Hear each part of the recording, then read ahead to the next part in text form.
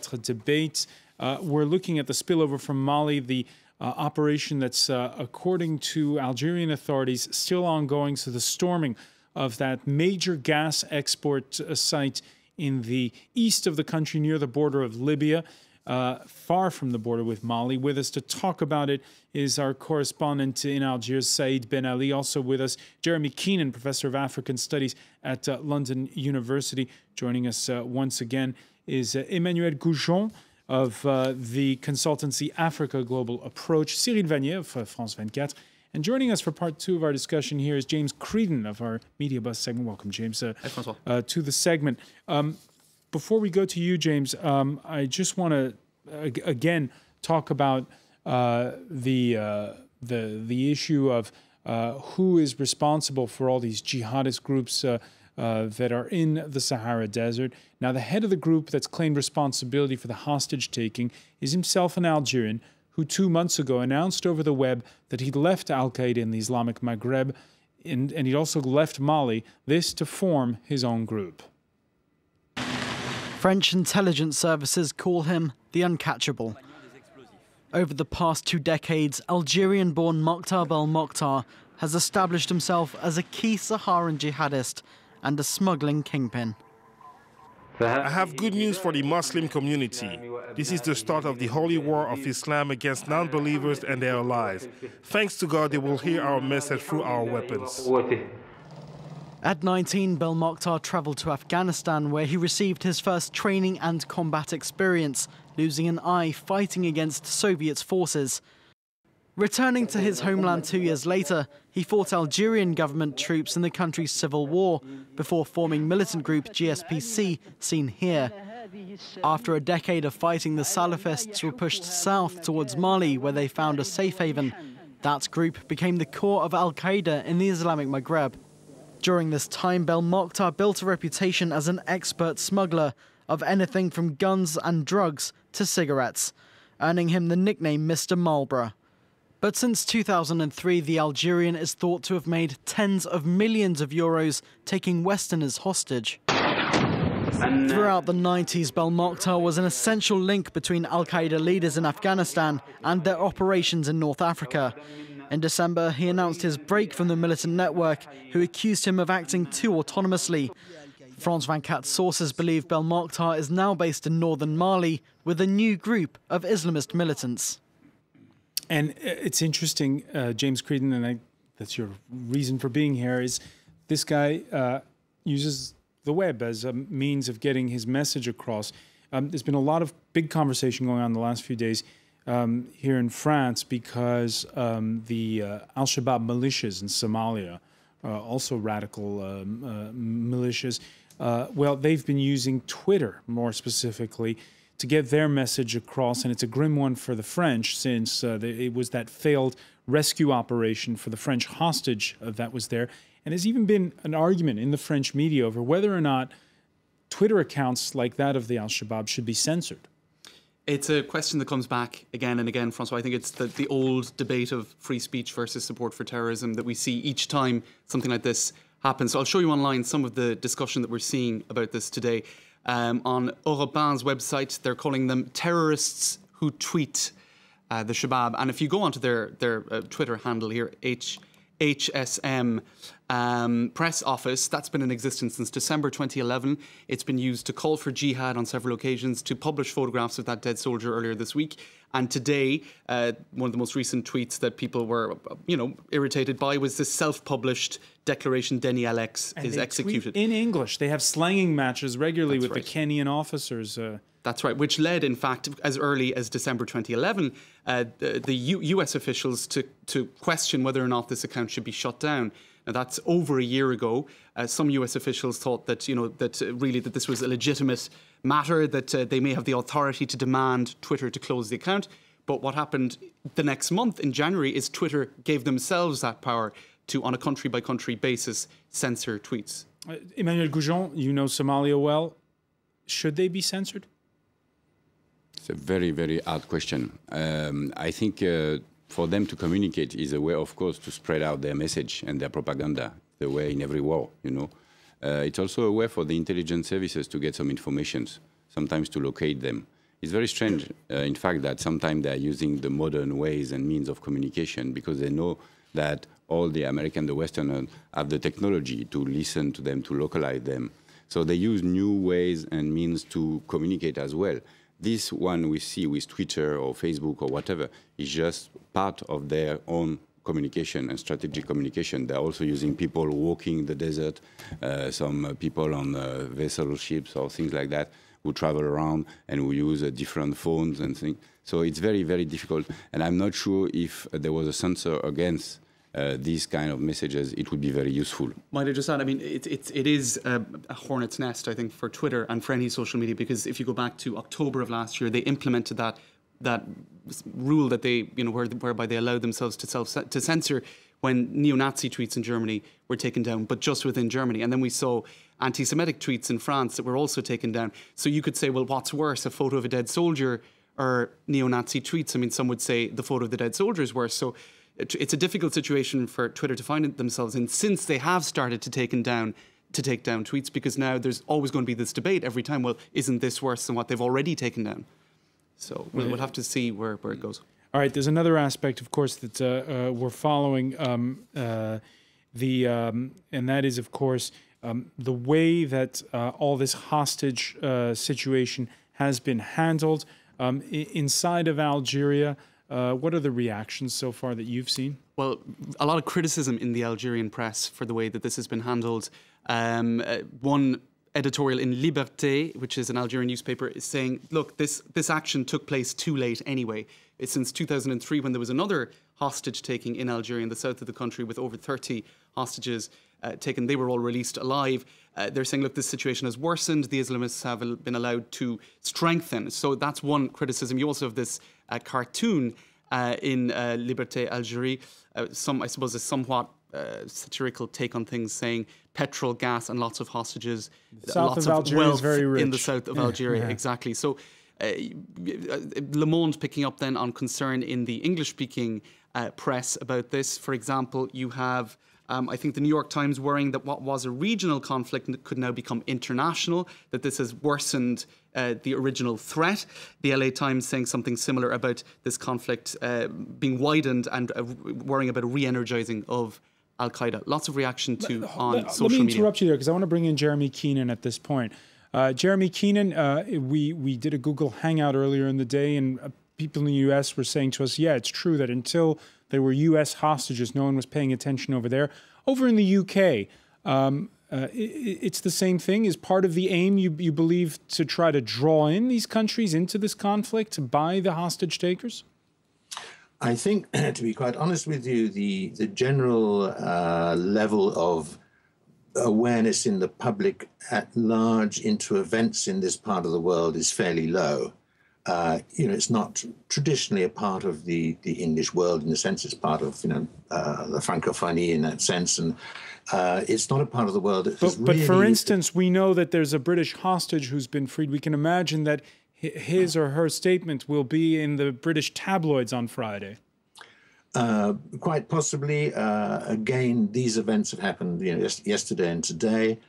Great lack of clarity and uncertainty of actually what is going on, who he is, whether he's free or escaped. The details coming out are very small. Yes, he would be in the press by tomorrow. So again, it's climbing up the level of public awareness, if you like, but from a pretty low level compared, obviously, with France, where it's always been high. So it's a level that's creeping up. It's a level where there'll be a considerable lack of understanding in terms of all the details that you've been discussing on the program, because these are rather foreign, if you like, for a British audience. And the government, by and large, and the media sort of portrays this as the war on terror and Islamists and Al-Qaeda, with very little understanding of the details perhaps underneath it. So, as you say, in the next day or two, yes, this will be in the public press. So it's a bit foreign for people in the United States or in the UK. People in Algeria, of course, as we were saying in part one, after the blood years of the 90s, it's very real. Mm-hmm.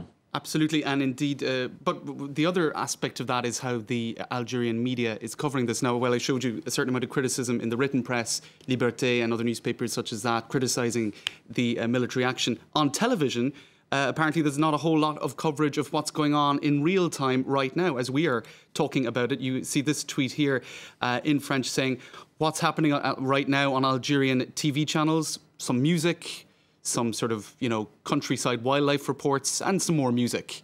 So apparently, perhaps some Algerians a little bit disappointed with the way their media is covering this. Also, the criticism of Bouteflika remaining silent, while a lot of different countries are concerned about their various hostages. A lack of compassion, says this particular Twitter user, and there's been lots more reaction of that, and criticism of the situation. This particular Twitter user saying perhaps this taking the hostage crisis could convince France's European partners to get more involved in this war. And just to show a couple of more tweets in reaction to this, Hollande wants the best outcome. He was saying that this afternoon, that he wants the best outcome. Now there we see these figures which are somewhat unreliable, but one person saying this is surely not the best outcome when you see so many possible deaths. Those some of the reactions out of Algeria. Let's look at some of the reactions around the world. Statements out of London and Washington. Cyril was saying, showing anger at the way the Algerian authorities have decided to storm that gas export facility.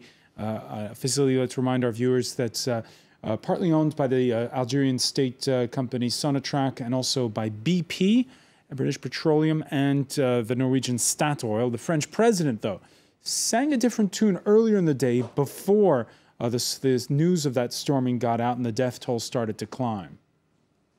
I have complete trust in the Algerian authorities. I am in contact with them. And after this press conference, I will be again speaking to President Bouteflika. And that was earlier in the day, Cyril Vanier. Of course, a lot has happened since. I'll tell you that the only thing that soundbite tells you is just the state of French-Algerian relations, that François Hollande, in the midst of this crisis, is still trying to show goodwill, good faith towards the Algerians, when the British, the Americans, and the Japanese, who don't have such complicated... In fairness, their statements came later in the day. True.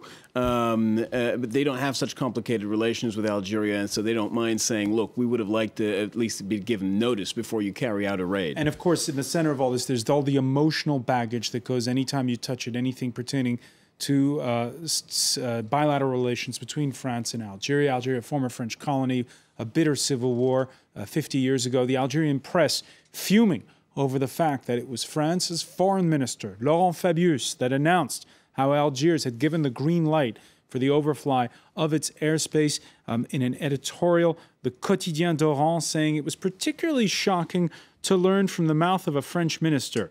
The Algerian authorities cannot ignore the quasi-automatic rejection reflex of a great number of Algerians when it comes to the idea of the return, albeit fleeting, of the French military to its skies. And there's always that ambiguity, Emmanuel Goujon, when it comes to the relationship between France and Algeria. And could we say a disconnect between the rhetoric and what the state of those bilateral relations really is?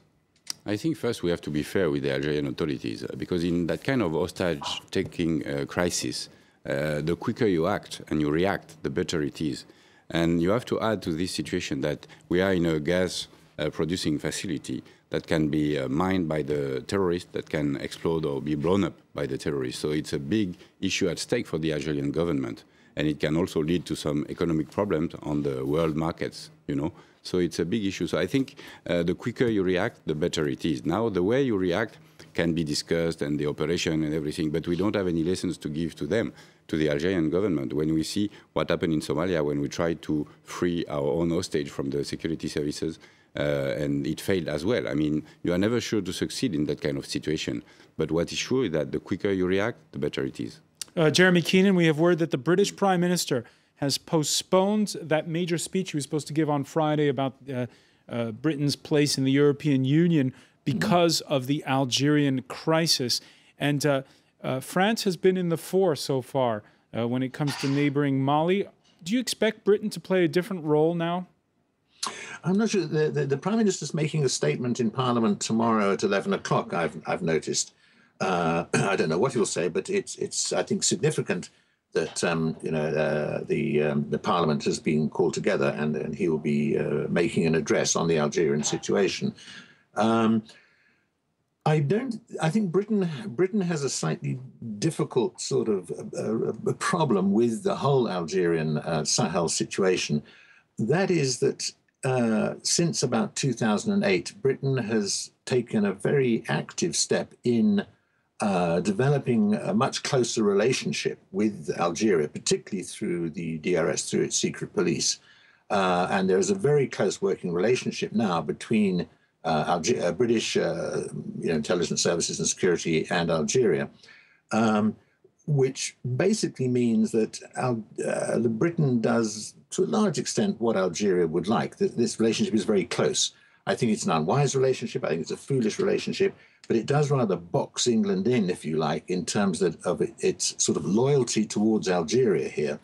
So at the same time, it has to be loyal to France because they're allies. So Britain, on the one hand, is a sort of an ally to the Algerian regime, particularly its intelligence services. At the same time, it is an ally to France. And France, and with there's a little bit of a contradiction going on there in terms of the current situation, which makes it quite a ticklish, situation for Britain to handle. Delicate for David Cameron, although Cameron's in a statement saying that the UK must be prepared for bad news regarding the hostages. Regarding neighboring Mali, it's France that has boots on the ground. Coming out of a meeting in Brussels where European allies promised further backing, it's still, though, only African neighbors that are sending troops for now, says the French foreign minister. The French are not alone. They are leading the way. They are not in any way alone because they are carrying the hopes of the people, of many people. And they are representing international justice. Again, the internationalization of the conflict in the Sahara. Are the French really the precursors, as Laurent Fabius says? I think that's part of the strategy. You remember that ECOWAS wanted to intervene only in September in Mali in order to help the Malian government. But then there was this offensive from the terrorist groups towards Bamako, and so the French government decided to react and to send troops to stop them, and even maybe, it's not clear yet in the wheels of the French government, but maybe to free the northern part of the Malian state. Now what we see is that, of course, the first underground, the first fighting are the French troops alongside the Malian army, which is almost nothing, to be honest with you. They are very demoralized, not well organized. So just in a word, because we're out of time, are there others who are we going to see more presence from the U.S.? We know there have been drones in the area now. Are we going to see the British up their presence in West Africa? As far as we know, they will send only support, which means intelligence, logistics, but no troops on the ground. Only for the Africans to provide these soldiers to fight the Islamists. All right, that'll be for the time being. Emmanuel Goujon, I want to thank you. I want to thank James Creed and Cyril Vanier.